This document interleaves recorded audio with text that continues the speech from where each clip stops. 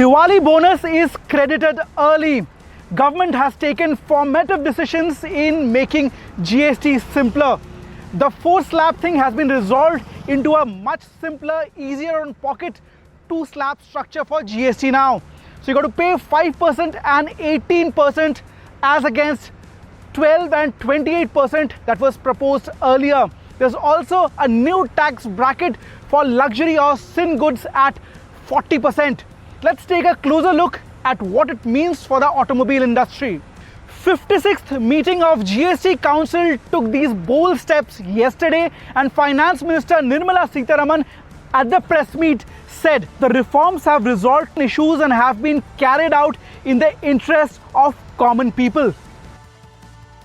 Now let's turn the spotlight towards the automobile industry, which has been a huge gainer after GST 2.0. Let's look at the tax structure now. For small cars with petrol engine under 1200cc spanning under 4 meters in length, now the GST has been restructured from 29% to 18%. Similarly, for small diesel cars under 1500cc, the rate drops from 31% to 18%. Moving on to mid-size cars with engine under 1500cc, the GST has been revised from 45% to 40%. For SUVs and luxury cars over 4 meter in length and engine capacity over 1.5 liter, the tax restructuring has been from 48% to 40%.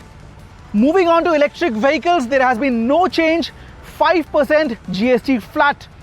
Two-wheeler also sees a major revision.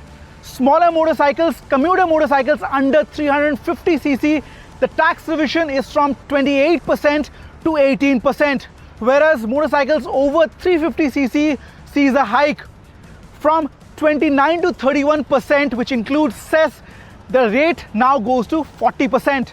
So it's quite clear government wants to give impetus to the bread and butter segment of the automobile industry. But it's just not cars and bikes who have been benefiting, but the logistics sector, which includes three-wheelers, trucks, buses, ambulances, they have also been benefited from the GST 2.0. A flat restructuring from 28% to 18%. These logistic and backbone transportation industry also sees benefit from GST 2.0. The GST 2.0 revisions kick in on September 22nd, which also marks the starting of Navratra across the country. So in other words, this is the festive gift from the government to the citizens.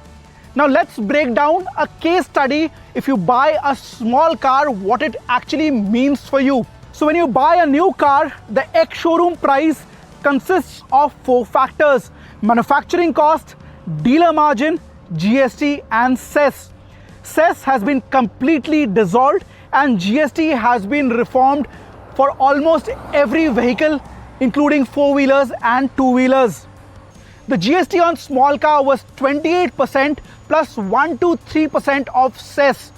Now that entire bracket moves to 18%, which effectively means an ex-showroom drop of around 12.5%. So if you are buying a 10 lakh rupee ex-showroom car, the ex-showroom drop will be 1.25 lakh rupees. Also, this will have a rippling effect on the registration fee and the road tax. Overall lower price means waves of joy float across the market, boosting customer sentiments. But revision in GST has an impact on the overall exchequer as well. If you look at industry numbers, especially SIAM and FADA, which are industry bodies in the automotive sector, they say there would be a revenue loss of up to 25 to 30,000 crore annually on revision of GST on small cars.